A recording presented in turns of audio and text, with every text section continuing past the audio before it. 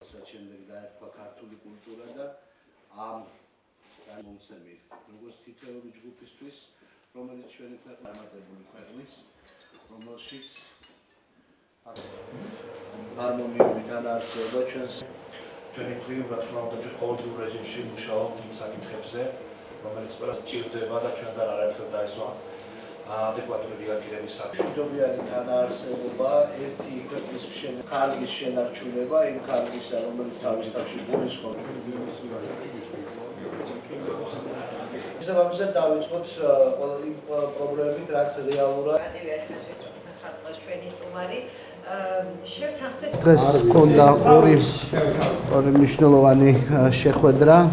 მაგრამ თემატურად ძალიან ახლო ერთმანეთთან, იმიტომ რომ პირველი შეხვედრა იყო ეთნიკური უმცირესობებთან, შემდეგი იყო რელიგიური უმცირესობებთან, ბუნებრივია ეს ორი თემა ახლო გადაბმულია.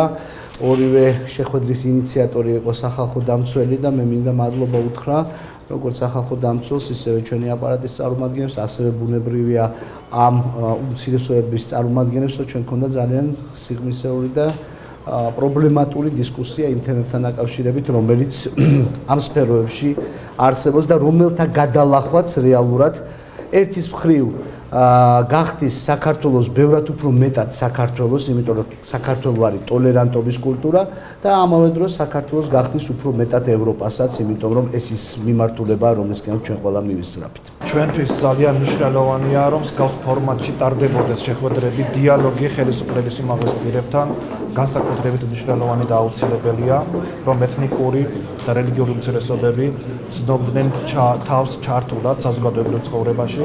ჩვენ ხელს შევუწყოთ მომავალში მსგავს შეხვედრების ორგანიზებას. პრობლემები არის ის, რაზეც საზოგადოება საუბრობს, რა თქმა უნდა, ეხება ინტეგრაციის საკითხებს, იმ ინციდენტებს, რომელზეც იყო საუბარი იგივე მუსულმანურ თემთან დაკავშირებით, ზოგადად ქვეყანაში მიმდინარე პროცესებს. ჩვენი მიზანია, რომ მსგავს შეხვედრებით ხელი შევუწყოთ ინფორმაციის გაცვლას და კონკრეტული საკითხების გადაწყვეტას ხელისუფლების უმაღლეს პირებთან შეხვედრების მიზანი სწორედ ეს არის.